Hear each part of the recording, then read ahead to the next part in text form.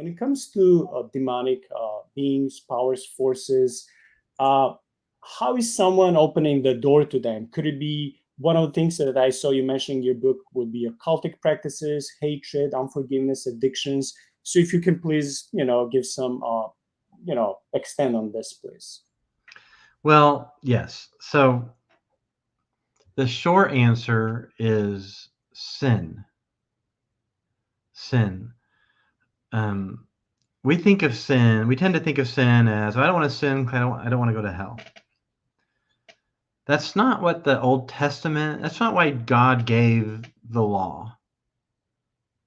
And God gave the law not to keep Israel out of hell. Well, I don't mean in a sense. Actually, he did. Now that I think about it, the hell on earth. But he gave the law because he was trying to create this new society that was free of demonic influences. Israel was in Egypt, and they were enslaved to the gods of Egypt. And that slavery manifests. In fact, they were idolaters. Israel wasn't. They were in Egypt, and they worshipped the Egyptian gods. And we know this because the first thing they did when they got out was they made an Egyptian god and worshipped it. Poor Aaron called it Yahweh, but everyone knew what was going on. So, I mean, they were idolaters, and because they worshipped Egyptian gods, they were enslaved. They sinned. They were enslaved, and because they were enslaved, they sinned. And what God wanted to do is get them out of there and create a new society where they weren't slaves anymore. What were they slave to? They were slave to the occult. They were enslaved to like sexual things. They were enslaved to an unjust economic system. They were in all sorts of things. And so the law was given to create a new society free from the demonic and for demonic influences. So when I say demonic, I don't just mean the influence of spirits at the bottom of the pyramid. So sometimes I say demonic. It's really anything in that evil hierarchy. The higher order spirits, the powers, and then there are little like the authorities, and then the little lesser creatures, the demons, who all, it's all intertwined, right? And how it influences and shapes how people think and how we act. So when we sin, see, Jesus died so we could be free from that. Just like in the Old Testament, God warred against the gods of Egypt, and the result was they could be free from them and from sin and live a life how God wanted them to live. Well, Jesus on the cross warred against the rest of the powers, right? All the powers. And because of that, we are free from sin. We are free from sin.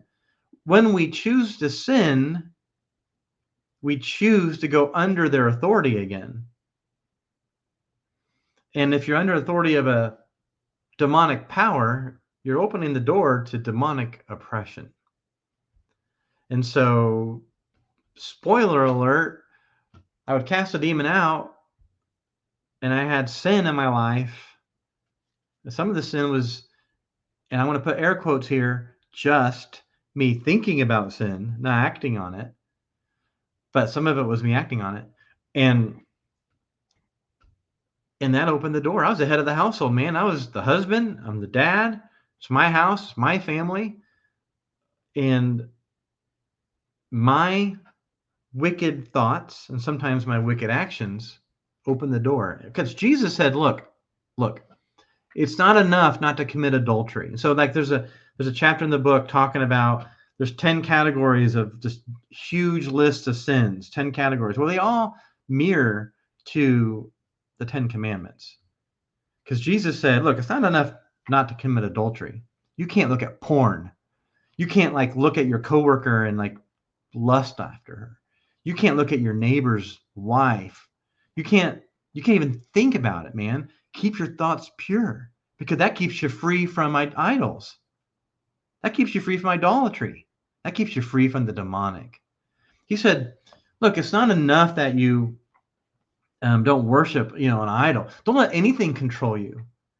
Don't let anything control you. Our society today in America is awash in dopamine hits. We got to get that next dopamine hit on our device, right? TikTok and Snapchat. Does your device control you, or do you control your device? Does social media control you, or do you control social media? Is social media a god? Because if it is, it's a power and it's controlling you. Does your bank account control you, or do you control your bank account? God, Yahweh on Sinai, and then now Jesus in the new in the kingdom and the new covenant wants a society where we are free to be human. We are free. We are not enslaved. We're not enslaved to the stuff that our flesh wants. We're not enslaved to, like the things I just listed, dopamine hits. Those are fleshly desires. How many times do we just scroll social looking for that, hoping somebody liked one of our posts? I mean, there's so much. It's not about just our actions. It's about our thoughts. Jesus, like, you can't think about it, man. You can't not just murder your neighbor. I mean, that's kind of easy, right? I'm not going to commit murder. But boy, let me tell you something my neighbor did that was really stupid. We're gonna gossip about our neighbor. That's murder. It's a kind of murder. It's a kind of murder. And it's like, what is controlling you, man? That is. So anyway, I'm saying all that to say sin. God wants us free. He wants what he paid for. He defeated the powers. All these things, all this sin leads to death, and Jesus leads to life, true life. So what opens the door? The thoughts. How you treat your wife, how you treat your husband, how you treat your kids, how you treat your neighbors, how you treat the person who cut you off in traffic. It's like when Jesus said, go and do Jesus type things to the world, he meant it. He meant it. I minister to people who come to the website sometimes and they're oppressed by spiritual powers. And they're so consumed with getting set free, they forget that they're supposed to give their lives to other people. They're like, give me the prayer. What do I need to cut out of my life? What do I need to do this? What do I need to do that? And it's like, what you need to do is lay your life down and go serve somebody. You need to go serve somebody. Maybe go to your church and like empty the trash or clean the toilets or serve in your children's church. Go mow your neighbor's yard. Go find someone who's being oppressed and go minister to them. I mean, we need to give our lives away. That's what Jesus did. We got to put other people's first. Got to put other people's first. And as we do that, we get set free because we're not thinking about ourselves. We're not thinking about the things that control us. We're like, I'm laying it down at the throne and I'm going to go do the stuff. And someone told me this week, yeah, I really want to get the stuff taken care of before I minister. No, Jesus took care of it. You don't have to. You don't have to. You just got to stop sinning. In this particular case, I don't think she was sinning. She's just spiritually afflicted. And why? Because it has her distracted. The spiritual affliction has her distracted, so she won't minister to other people. Man, go minister to other people. Do it. You don't have to be a pastor. Just go love on someone who's not very lovable.